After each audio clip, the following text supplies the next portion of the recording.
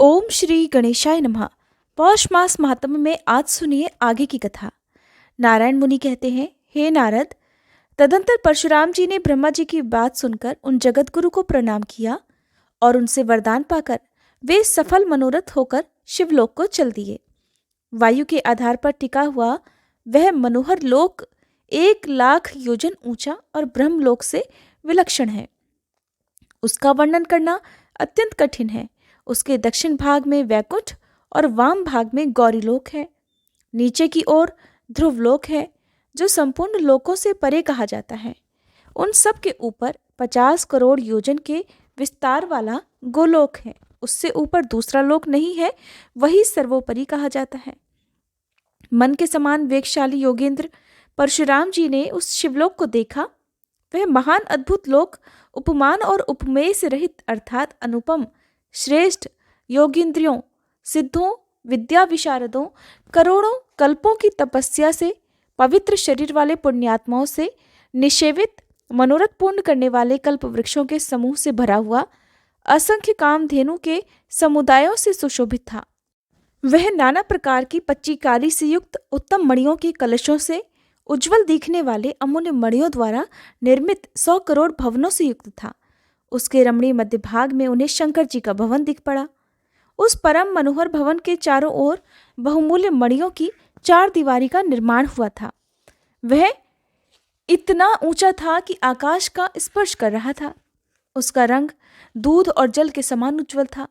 उसमें 16 दरवाजे थे और वह सैकड़ों ऐसे मंदिरों से सुशोभित था जो अमूल्य रत्नों द्वारा निर्मित और रत्नों की सीढ़ियों से विभूषित थे। नाना प्रकार के चित्रों से चित्रित होने के कारण वह अत्यंत सुहावना लग रहा था। उसके द्वार पर 2 भयंकर द्वारपाल नियुक्त थे, जिन्हें परशुराम जी ने देखा। उनकी आकृति बड़ी बेडौल थी। दांत और मुख बड़े विकराल थे। 3 बड़े बड़े नेत्र थे, जिनमें कुछ पीलिमा और लालिमा छाई हुई थी। वे जले हुए पर्वत के समान काले और महान बल पराक्रम से संपन्न थे। शरीर उत्तम बाघंबर और विभूति से विभूषित थे। त्रिशूल और पट्टिस धारण किए हुए वे दोनों ब्रह्म तेज से प्रकाशित हो रहे थे। उन्हें देखकर परशुराम जी का मन भयग्रस्त हो गया। फिर भी वे डरते डरते कुछ कहने को तत्पर हुए। फिर उन्होंने विनीत होकर बड़ी नम्रता के साथ उन दोनों महाबली द्वारपालों के सामने अपना सारा वृत्तांत कह सुनाया। ब्राह्मण की बात सुनकर उन दोनों के मन में दया की भावना उमड़ आई। तब उन श्रेष्ठ अनुचरों ने दूत द्वारा महात्मा शंकर जी की आज्ञा लेकर परशुराम जी को भीतर प्रवेश करने का आदेश दे दिया। परशुराम जी उनकी आज्ञा पाकर श्री हरि का ध्यान करते हुए उस भवन के अंदर प्रवेश कर गए।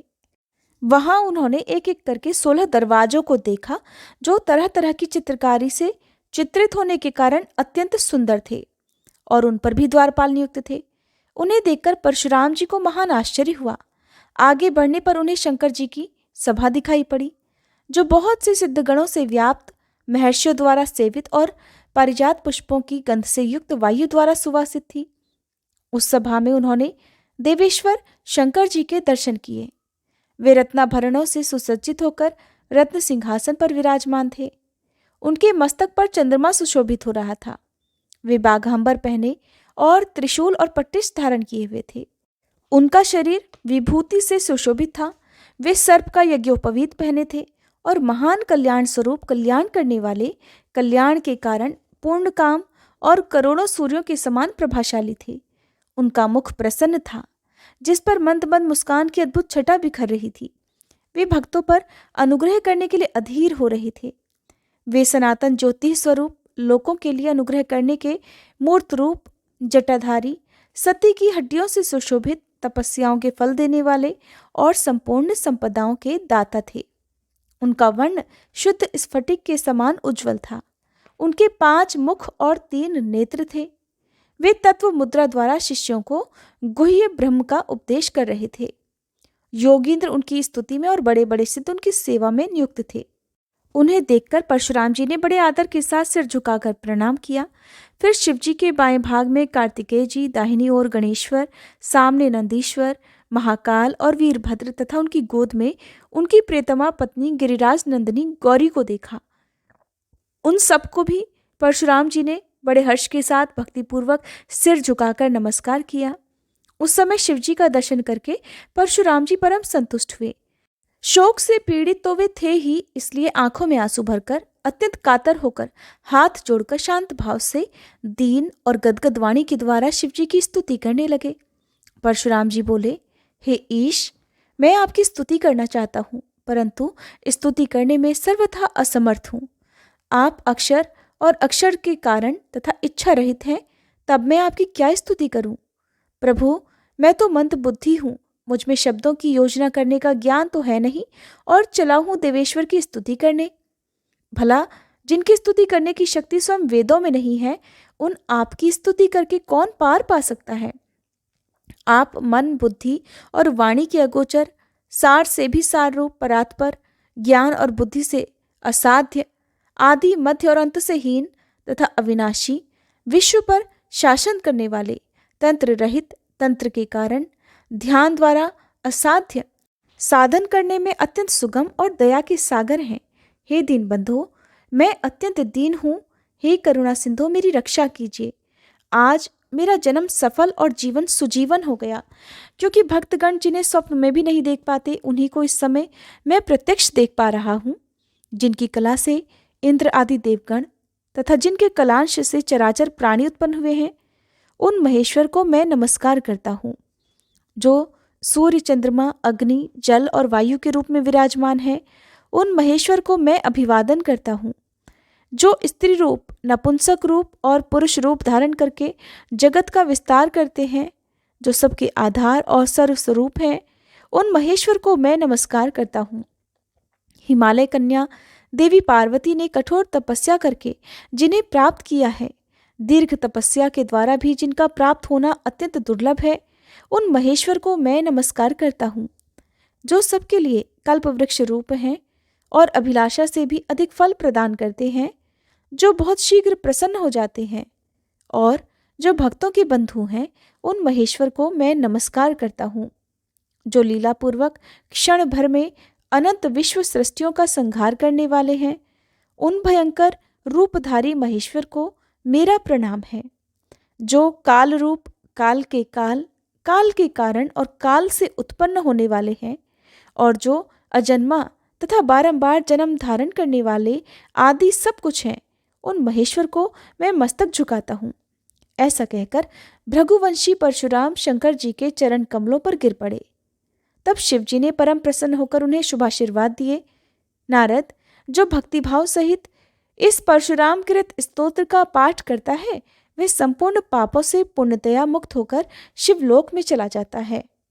इसके बाद महादेव जी के पूछने पर परशुराम जी ने कहा, हे दयानिधान, मैं भृगुवंशी जमदग्नि का पुत्र परशुराम हूँ, आपका दास हूँ, आपके शरणागत हूँ, आप मेरी रक्षा कीजिए।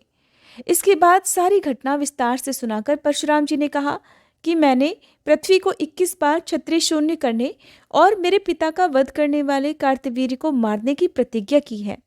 प्रभु, आप मेरी प्रतिज्ञा को पूर्ण कीजिए। इस बात को सुनते ही भगवती पार्वती और भद्रकाली ने क्रुद्ध होकर परशुराम जी की भर्त्सना की। तब परशुराम जी भगवती गौरी और कालिका के क्रोध भरे वचन सुनकर उच्च स्वर से रोने लगे और अपने प्राणों का त्याग करने के लिए तैयार हो गए।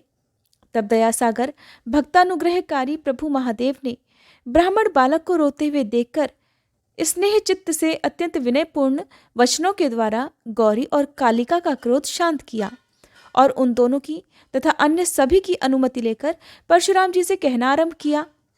शंकर जी ने कहा, हे वत्स, आज से तुम मेरे लिए एक श्रेष्ठ पुत्र के समान हुए, इसलिए मैं तुम्हें एक ऐसा गुह्य मंत्र प्रदान करूंगा जो त्रिलोकी में अत्यंत दुर्लभ है। इसी प्रकार एक ऐसा परम अद्भुत कवच बतलाऊंगा जिसे धारण करके तुम मेरी कृपा से अनायास ही कार्तवीर्य का वध कर डालोगे। विप्रवर, तुम 21 बार पृथ्वी को भूपालों से शून्य भी कर दोगे और सारे जगत में तुम्हारी कीर्ति भी व्याप्त हो जाएगी, इसमें संशय नहीं है। नारद, ऐसा कहकर शंकर जी ने परशुराम को परम दुर्लभ मंत्र और त्रैलोक्य विजय नामक परम अद्भुत कवच प्रदान किया। फिर स्तोत्र, पूजा का विधान, पुरस्चरण पूर्वक मंत्र सिद्धि का अनुष्ठान, नियम का ठीक ठीक क्रम, सिद्धि स्थान और काल की संख्या आदि बतलाई। उसी समय उन्हें संपूर्ण वेद वेदांग भी पढ़ा दिए। फिर शिवजी ने परशुराम को नागपाश, पाशुपतास्त्र, अत्यंत दुर्लभ ब्रह्मास्त्र, आग्नेयास्त्र, नारायणास्त्र, वायव्यास्त्र, गारुड़ास्त्र, जृंभणास्त्र, गदा, शक्ति, परशु, अमोघ उत्तम त्रिशूल, विधिपूर्वक नाना प्रकार के शास्त्रों के मंत्र, शस्त्रास्त्रों के संहार और संधान, अक्षय धनुष, आत्मरक्षा का उपाय, संग्राम में विजय पाने का क्रम, अनेक प्रकार के माया युद्ध, मंत्र पूर्वक हुंकार, अपनी सेना की रक्षा तथा शत्रु सेना के विनाश का ढंग, युद्ध संकट के समय नाना प्रकार के अनुपम उपाय, संसार को मोहित करने वाली तथा बुढ़ापा और मृत्यु का हरण करने वाली विद्या भी सिखाई। परशुराम जी ने चिरकाल तक गुरुकुल में ठहरकर संपूर्ण विद्याओं को सीखा, फिर तीर्थ में जाकर मंत्र सिद्धि प्राप्त की। इसके बाद शिवजी आदि को प्रणाम करके वे वापस आश्रम को लौट आए। नारद जी ने पूछा, भगवान अब मेरी ये सुनने की भी इच्छा है कि भगवान शंकर ने दयावश परशुराम जी को कौन सा मंत्र और कौन सा स्तोत्र और कवच दिया था, उस मंत्र के आराध्य देवता कौन है, कवच धारण करने का क्या फल है और स्तोत्र पाठ से किस फल की प्राप्ति होती है, वह सब भी आप मुझे बतलाइए। तब श्री नारायण मुनि ने देवर्षि नारद को जो कुछ भी बताया उसका वर्णन आप अगले अध्याय में सुनेंगे। उम्मीद करती हूँ ये वीडियो आपको पसंद आई होगी।